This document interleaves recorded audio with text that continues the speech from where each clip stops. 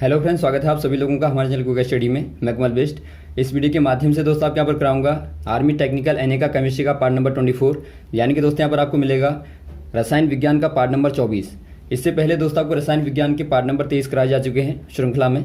यदि आपने पिछले वाले भागों को ना देखा हो तो आप जरूर देख लें दोस्तों, क्योंकि वहाँ पर भी आपको बहुत सारे क्वेश्चन मिलेंगे जो आपके दोस्तों बार बार पूछे गए क्वेश्चन हैं, बार बार जो आपके पुराने एग्जाम में ओल्ड एग्जाम में दोस्तों पूछे गए क्वेश्चन हैं।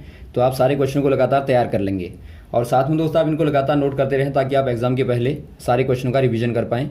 तो शुरू करते हैं दोस्तों। और देखिए, शुरू करने के बड़ी जोर से एक दरख्वास्त करना चाहेंगे, यदि आपने हमारे चैनल को सब्सक्राइब ना किया हो दोस्तों तो प्लीज़ सब्सक्राइब कर लें ताकि हमारे वीडियोज़ आपको लगातार मिलते रहें। और साथ में दोस्तों आप लाइक और शेयर कर दीजिएगा ताकि अधिक से अधिक लोगों तक पहुँचे। तो शुरू करते हैं, कॉपी और पेन आप निकाल लें दोस्तों, क्वेश्चनों को शुरू करते हैं। पहला क्वेश्चन आपको दिखाई देता है दोस्तों, what is the common name for CaO, यानी कि दोस्तों आपको बताना है CaO के लिए व्यवहारिक नाम क्या है। यदि आप बात करें दोस्तों कैल्शियम ऑक्साइड की CaO की, तो इसका आपको बताना है व्यवहारिक नाम, या फिर आप कहें दोस्तों कॉमन नेम आपको बताना है। इसका नाम होता है दोस्तों क्विक लाइम। क्विक लाइम यानी कि दोस्तों बिना बुझा चूना आप कहते हैं, या दोस्तों आप कह सकते हैं चूना पत्थर। यदि आप दोस्तों इसमें पानी मिलाते हैं, यदि आप CaO में पानी को मिलाते हैं, H2O को मिलाते हैं, तो क्या बनेगा दोस्तों, ये बनाता है CaOH का होल ट्वाइस, यानी कि कैल्शियम हाइड्रोक्साइड। इसको दोस्तों आप कॉमन नेम यदि आपका इसका पूछा जाए तो आप कह देंगे स्लैग्ड लाइम होता है, या फिर आप कहें दोस्तों बुझा हुआ चूना कहलाता है। तो आप दोनों को ही याद रखेंगे और साथ में दोस्तों आप और भी चीज़ों को याद रखेंगे जो आपके बार बार जो पूछे जाते हैं, जैसा कि आपका कास्टिक सोडा का है, या फिर आपका वॉशिंग सोडा है, या ब्लीचिंग पाउडर है, या बेकिंग सोडा है। तो ये बार बार आपको पूछे जाते हैं, इनके दोस्तों आप नाम और फॉर्मूले याद रखेंगे। अगला क्वेश्चन देखिए दोस्तों, which of the following refers to the scattering of light by colloidal particle, निम्न में से कौन कोलाइडी कणों द्वारा प्रकाश के प्रकीर्णन का उदाहरण है। आपको बताना है दोस्तों कोलाइडल पार्टिकलों के द्वारा जब प्रकाश का प्रकीर्णन होता है तो उसका एग्जाम्पल कौन सा वाला है इनमें से। यहाँ पर आपको देखिए दिया है रदरफोर्ड इफेक्ट, या टिंडल इफेक्ट, या थॉमसन इफेक्ट, या रमन इफेक्ट। यहाँ पर दोस्तों जो टिंडल इफेक्ट होता है, यदि आप बात करें टिंडल इफेक्ट की दोस्तों, इसमें क्या होता है, देखिए आपने देखा होगा जब आप अंधेरे कमरे में जाते हैं और विंडो को खोलते हैं दोस्तों, खिड़की को खोलते हैं, तो वहाँ से अंदर आने वाला जो प्रकाश होता है उसमें आपको छोटे छोटे धूल के पार्टिकल, यानी कि जो डस्ट पार्टिकल होते हैं दोस्तों, जिनका शेप कैसा होता है, कोलॉइडल पार्टिकलों के बराबर होता है। तो ये दोस्तों क्या करते हैं, जो अंदर आने वाला प्रकाश होता है, जो लाइट होती है, उसको दोस्तों स्कैटर कर देते हैं। स्कैटर कहने का मतलब है उसको फैला देते हैं, उसका प्रकीर्णन कर देते हैं, और इसी के द्वारा दोस्तों आपको क्या दिखाई देता है, प्रकाश। यहाँ पर आपको प्रकाश में दोस्तों एक पार्टिकल जो हैं नाचते हुए दिखाई देते हैं, यानी कि फैले हुए बिखरे हुए दिखाई देते हैं। तो यहाँ पर आप कह देंगे दोस्तों जो टिंडल इफेक्ट होता है वो दिखाता है कोलॉइडल पार्टिकलों के द्वारा प्रकाश का प्रकीर्णन। तो ऑप्शन नंबर यहाँ पर आपका हो जाएगा बी वाला, टिंडल इफेक्ट। अगला क्वेश्चन देखिए दोस्तों, which of the following is an easily moulded product of the reaction between the flux and impurity of an ore, यानी कि दोस्तों आपको पूछा गया है निम्न में कौन अयस्क की अशुद्धता और फ्लक्स की अभिक्रिया के बाद बनने वाला सामान्य गलित उत्पाद है। दोस्तों यहाँ पर देखिए, जब आप किसी प्रोडक्ट को निकालते हैं दोस्तों, आपने देखा होगा जब आप खानों से, यानी कि जब आप दोस्तों रॉ और को निकालते हैं, अयस्क को निकालते हैं, तो इसके साथ में दोस्तों बहुत सारी क्या होती हैं, इम्प्योरिटीज़ होती हैं। और जब आप दोस्तों इसको प्योरीफाई करते हैं तो वहाँ पर आपको क्या मिलता है दोस्तों, जो आपका फ्लक्स और इम्प्योरिटी के साथ में जो गलित पदार्थ होता है, यानी कि जो आपका वेस्ट मटेरियल होता है, वो दोस्तों आपको यहाँ पर मिलता है। और साथ में आप जो डिज़ायर्ड मेटल है, यानी कि जो आपको चाहिए होता है वो वाली आपकी मेटल है, धातु है, उसको दोस्तों आप अलग कर लेते हैं, सेपरेट कर लेते हैं, और आपके पास में दोस्तों वेस्ट मटेरियल बचता है। तो इसको आप क्या बोलते हैं, आपको पूछा गया है, इस इम्प्योरिटी को दोस्तों आप बोलते हैं स्लैग। आप स्लैग कह देंगे, ऑप्शन नंबर आपका पहला वाला हो जाएगा स्लैग। और साथ में दोस्तों एक क्वेश्चन ये भी आता है कभी कभार, माना आपने कोई और को निकाला तो उसके साथ में दोस्तों जो आपकी इम्प्योरिटी लगी रहती हैं उनको आप क्या बोलते हैं, उनको दोस्तों आप बोलते हैं गैंग। तो इसको भी आप याद रखेंगे, गैंग आप इनको बोलते हैं। अगला क्वेश्चन देखिए दोस्तों, the noble gases have low boiling point because, आपको बताना है अक्रिय गैसों का क्वथनांक निम्न होता है क्योंकि। दोस्तों यहाँ पर देखिए जो नोबल गैसेज होती हैं, नोबल गैसेज जो होती हैं दोस्तों, यानी कि जो अक्रिय गैसें होती हैं, उनका क्या होता है दोस्तों, जो क्वथनांक होता है, जो बॉइलिंग पॉइंट होता है दोस्तों, वो क्या होता है दोस्तों, लो होता है। ऐसा क्यों होता है आपको बताना है। इनमें दोस्तों जो एटॉम जुड़े होते हैं वो वीक वांडरवाल फोर्सेस के द्वारा दोस्तों जुड़े रहते हैं। तो इसी के कारण क्या होता है, जब आप उनको गर्म करते हैं, थोड़ा सा टेम्परेचर देते हैं, हीट देते हैं दोस्तों, तो वो ब्रेक डाउन हो जाते हैं, वो दोस्तों टूट जाते हैं। तो इसीलिए दोस्तों आप आराम से उसको बॉयल कर पाते हैं। तो यहाँ पर आप कह देंगे दोस्तों, ऑप्शन नंबर आपका देखिए बी वाला दिखता है, only weak van der Waals forces hold the atoms together. तो यहाँ पर ऑप्शन नंबर आपका हो जाएगा बी वाला। वहाँ पर दोस्तों आपके बहुत ही कमज़ोर वांडरवाल बलों के द्वारा, आप कहेंगे बलों के द्वारा जो परमाणु होते हैं दोस्तों गैसेस के, जुड़े रहते हैं। तो ऑप्शन नंबर बी वाला टिक कर देंगे। अगला क्वेश्चन देखिए दोस्तों, एक्वारेजिया एज। आपको बताना दोस्तों एक्वारेजिया क्या होता है। जो एक्वारेजिया होता है दोस्तों, इसको आप अम्लराज भी बोलते हैं, बार बार आता है। इसको दोस्तों आप अम्लराज बोलते हैं या फिर दोस्तों आप एक्वारेजिया बोलते हैं। ये क्या होता है दोस्तों, ये एक प्रकार से एसिडों का मिश्रण होता है, मिक्सचर होता है। यहाँ पर देखिए दोस्तों आप मिलाते हैं कंसनट्रेट HCl को, और साथ में दोस्तों आप मिलाते हैं कंसनट्रेट HNO3 को, यानी कि आप कहेंगे दोस्तों जो आपका हाइड्रोक्लोरिक एसिड होता है, और साथ में दोस्तों यहाँ पर होता है आपका HNO3 यानी कि नाइट्रिक एसिड। और दोनों ही दोस्तों क्या होते हैं, कंसनट्रेट होते हैं, आप ध्यान देंगे, यानी कि सांद्र होते हैं। दोनों ही सांद्र होते हैं दोस्तों, और ये बहुत ज़्यादा प्रभावशाली होता है, इसीलिए इसको आप अम्लराज भी बोलते हैं। ये दोस्तों गोल्ड को भी, जो गोल्ड होता है, जो सोना होता है, उसको भी दोस्तों पिघला देता है, सोने को गला देता है, पिघला देता है। यहाँ पर देखिए दोस्तों आपको ऑप्शन नंबर बी वाला दिया है, a mixture of 3 part of concentrate hydrochloric acid and 1 part of concentrate nitric acid. यानी कि दोस्तों आप दोनों के हिस्से को देखेंगे, दोनों के अनुपात को देखेंगे, तो जो आपका HCl होता है दोस्तों वो 3 के अनुपात में होता है, और जो कंसनट्रेट HNO3 होता है वो 1 के अनुपात में रेशियो में होता है। तो 3:1 के रेशियो में दोस्तों दोनों ही एसिडों को मिलाने के बाद एक्वारेजिया बनता है। अगला क्वेश्चन देखिए दोस्तों, which of the following contain sp2 hybridised carbon atoms. यानी कि दोस्तों आपको बताना है निम्न में कौन sp2 हाइब्रिडाइज्ड कार्बन परमाणुओं को धारण करते हैं। दोस्तों यहाँ पर देखिए आपको हाइब्रिडाइजेशन का मतलब मालूम होगा। ये दोस्तों एक प्रकार से स्ट्रक्चर को बताते हैं, यानी कि दोस्तों एक प्रकार से उसकी आकृति को, ज्योमेट्री को, या फिर आप कहें ज्यामिति को दोस्तों बताते हैं, जो कंपाउंड होता है। यहाँ पर देखिए दोस्तों आपका जो sp2 हाइब्रिडाइज, इनमें से कौन सा वाला है आपको बताना है। आपको एल्केन दिया है, एल्कीन दिया है, एल्काइन दिया है और साइक्लोएल्कीन दिया है। दोस्तों यहाँ पर देखिए जो आपके एल्केन होते हैं, एल्केन और एल्कीन और एल्काइन, इनके आधार पर बार बार आता है। एल्काइन जो होते हैं, यहाँ पर देखिए दोस्तों आपका ANE लगा है, यहाँ पर ENE लगा है, और यहाँ पर YNE होता है। जो आपका YNE वाला होगा दोस्तों वो आपका ट्रिपल बॉन्ड वाला होता है, जो ENE वाला होता है डबल बॉन्ड वाला होता है, और जो आपका ANE वाला होगा वो आपका सिंगल बॉन्ड वाला होगा। तो ये IUPAC के आधार पर आते हैं, इनको भी आपको याद रखना है।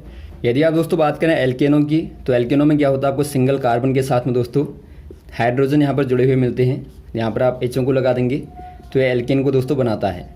तो आप श्रृंखला में जितना बड़ा लेंगे दोस्तों चेन के तौर पे, तो उतने ही आपको H को भी ऐड करना पड़ेगा।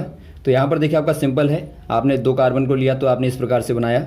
और साथ में यदि आप दोस्तों बात करें एल्कीन की, तो एल्कीन में आप डबल बॉन्ड कर देंगे कार्बन कार्बन के बीच में।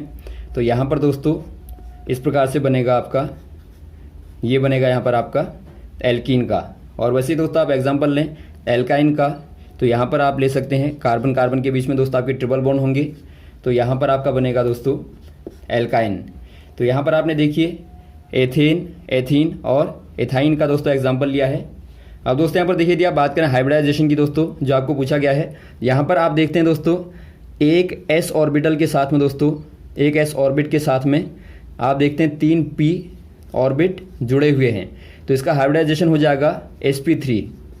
यानी कि आप बात करेंगे यदि आपको एल्केन का पूछा गया दोस्तों, तो वहाँ पर आप कहेंगे sp3 हाइब्रिडाइजेशन होता है, यानी कि जो कार्बन होता है दोस्तों वो आपका sp3 हाइब्रिडाइज्ड होता है।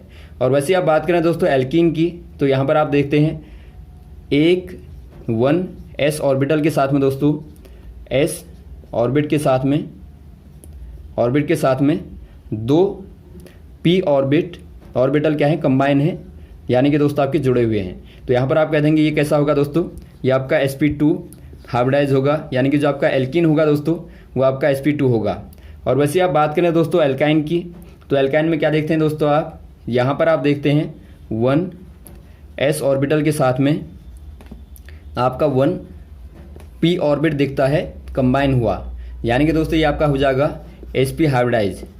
तो यहाँ पर आपने तीनों को ही देख लिया दोस्तों, ये आपका sp होगा एल्काइन, ये आपका sp2 होगा, ये आपका दोस्तों sp3 होगा।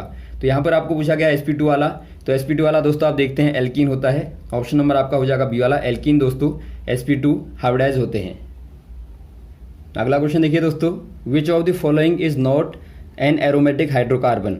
आपको बताना दोस्तों निम्न में से कौन एक एरोमेटिक हाइड्रोकार्बन नहीं है। दोस्तों यहाँ पर देखिए जो हाइड्रोकार्बन होते हैं, हाइड्रोकार्बन जो होते हैं दोस्तों, ये आपके हाइड्रोजन और कार्बन से मिले हुए कंपाउंड होते हैं। कभी कभार क्वेश्चन आता है कि बताइए हाइड्रोकार्बन क्या होते हैं, तो आप कह देंगे जो हाइड्रोजन और कार्बन से मिले हुए कंपाउंड होते हैं उनको दोस्तों आप हाइड्रोकार्बन कहते हैं।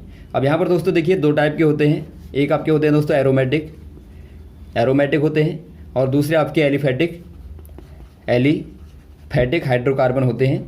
तो आप दोनों को ही याद रखेंगे। एरोमेटिक में क्या होते हैं दोस्तों, पहले आप एलिफैटिक की बात कर लें। एलिफैटिक में दोस्तों आपके श्रृंखला वाले होते हैं। यहाँ पर देखिए CH3 होता है, या C2H6 होता है, या C3H8 होता है। तो ये सारे क्या हैं दोस्तों, ये आपके सिंपल वाले हैं। यदि आप दोस्तों इनके स्ट्रक्चर को देखें तो आपको सिंपल दिखेंगे। तो यहाँ पर आपको क्या दिखता है दोस्तों, एक प्रकार से लीनियर फॉर्म दिखता है, यानी कि रेखीय रूप में दोस्तों आपको इनकी आकृति दिखती है। लेकिन यदि आप बात करें एरोमेटिक की दोस्तों, ये आपके यहाँ पर होते हैं साइक्लिक शेप में। यानी कि यदि आप एग्जाम्पल के तौर पर बेंजीन को लें, बेंजीन को आप लेंगे दोस्तों, तो आप देखते हैं बेंजीन कैसा होता है दोस्तों। यदि आप फॉर्मूला देखें तो आपका C6H6 होता है, लेकिन आप इसकी ज्योमेट्री को देखें तो ये साइक्लिक फॉर्म में होता है। तो जो साइक्लिक फॉर्म वाले होंगे दोस्तों उनको आप एरोमेटिक बोलेंगे, और जो आपके लीनियर फॉर्म वाले होंगे वो आपके एलिफैटिक होंगे। तो यहाँ पर आपको बताना है, आपको देखिए पहला वाला दिया नेफ्थलीन, दूसरा आपको दिया हेक्सेन, तीसरा आपको दिया है स्टाइरिन, चौथा आपको दिया जाइलिन। अब दोस्तों यदि आप बात करें नेफ्थलीन की दोस्तों, नेफ्थलीन का यदि आप शेप देखें, आपको देखिए नेफ्थलीन का एग्जाम्पल भी पूछा जाता है कभी कभार, तो आप इनको याद रखेंगे।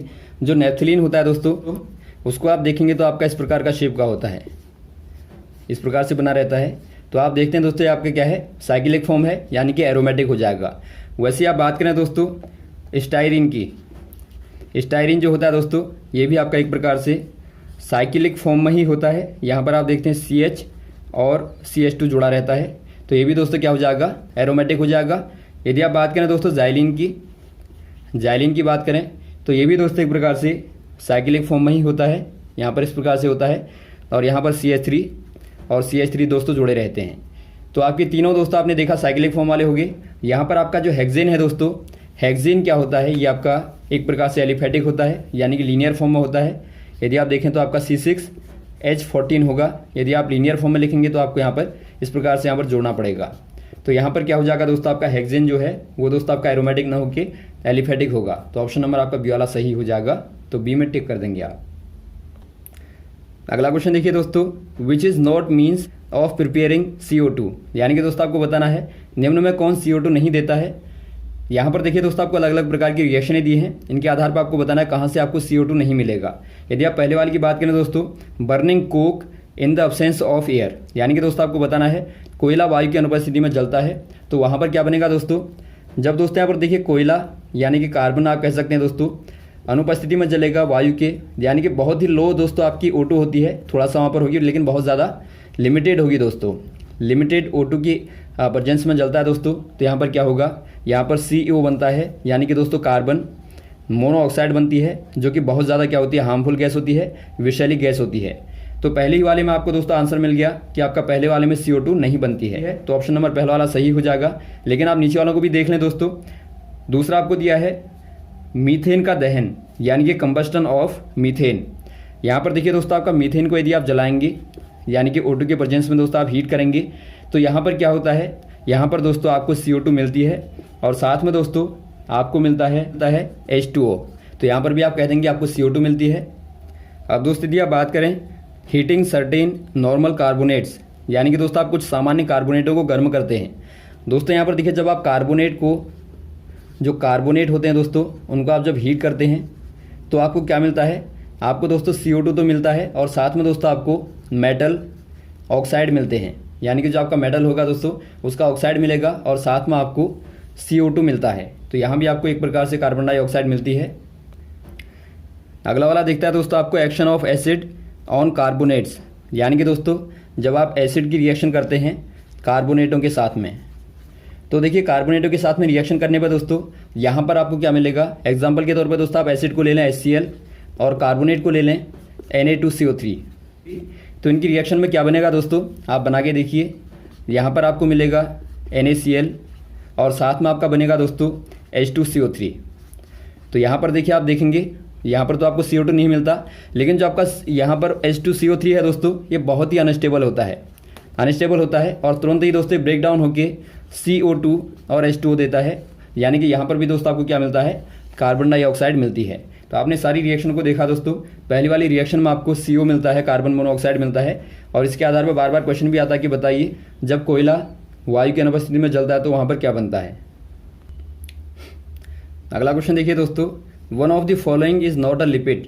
आपको बताना है निम्न में से कौन एक लिपिड नहीं है।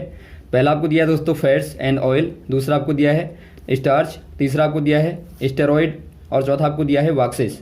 दोस्तों यहाँ पर देखिए, जो आपके लिपिड होते हैं दोस्तों, ये होते क्या है पहले आप समझेंगे। जो लिपिड्स होते हैं दोस्तों, ये एक प्रकार से हाइड्रोकार्बन्स के कंपाउंड होते हैं, और ये दोस्तों एक प्रकार से बिल्डिंग के फॉर्म में हाइड्रोकार्बन को कंटेन करके रखते हैं।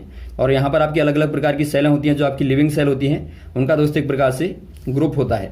तो यहाँ पर देखिए दोस्तों, यदि आप बात करें लिपिड के एग्जाम्पलों की दोस्तों, तो यहाँ पर ये होते हैं फैट के फॉर्म में, फैट्स के फॉर्म में होते हैं, ऑयल के फॉर्म में होते हैं, और साथ में दोस्तों आपके विटामिन के फॉर्म में होते हैं। यदि आप विटामिन में देखें दोस्तों, आपका विटामिन जो होता है विटामिन ए है, या विटामिन डी है, या विटामिन ई है, या विटामिन के है, ये सारे क्या होते हैं दोस्तों, ये आपके फैट सोल्यूबल होते हैं, और ये दोस्तों आपके सारे के सारे लिपिड होते हैं। आप याद रखेंगे, ये आपके लिपिड होते हैं। और यदि आप बात करें दोस्तों, जो आपके वैक्सेस होते हैं वो भी दोस्तों आपके लिपिड होते हैं। और यदि आप बात करें स्टेरॉइड की दोस्तों, ये भी एक प्रकार से लिपिड होता है। लेकिन जो आपके स्टार्च होते हैं दोस्तों, ये आपका लिपिड नहीं होता। यहाँ पर जो आपको स्टार्च दिखता है दोस्तों, स्टार्च क्या होता है, ये दोस्तों एक प्रकार से कार्बोहाइड्रेट होता है। कार्बोहाइड्रेट जो कि दोस्तों एक प्रकार से नेचुरल फूड होता है। खासतौर पर आप कह सकते हैं ह्यूमन नेचुरल फूड होता है दोस्तों। तो ऑप्शन नंबर आपका हो जाएगा बी वाला। अगला क्वेश्चन देखिए दोस्तों, which one is not vitamin. आपको बताना निम्न में से कौन एक विटामिन नहीं है। पहला आपको दिया दोस्तों एस्कॉर्बिक एसिड, दूसरा आपको दिया नाइसिन, तीसरा आपको दिया है ट्राइप्सिन, चौथा आपको दिया है राइबोफ्लेविन। आप देखते हैं दोस्तों, नाइसिन आपका होता है विटामिन B3 होता है। यहाँ पर देखिए दोस्तों, पहला वाला है एस्कॉर्बिक एसिड, जो कि होता है विटामिन C होता है दोस्तों, इसका केमिकल नेम होता है। नाइसिन आपका दोस्तों विटामिन B3 का दोस्तों केमिकल नेम होता है। और दोस्तों आपका जो राइबोफ्लोविन होता है, ये आपका विटामिन B2 का केमिकल नेम होता है। और वैसे दोस्तों आपका विटामिन B1 का नाम होता है थायामीन।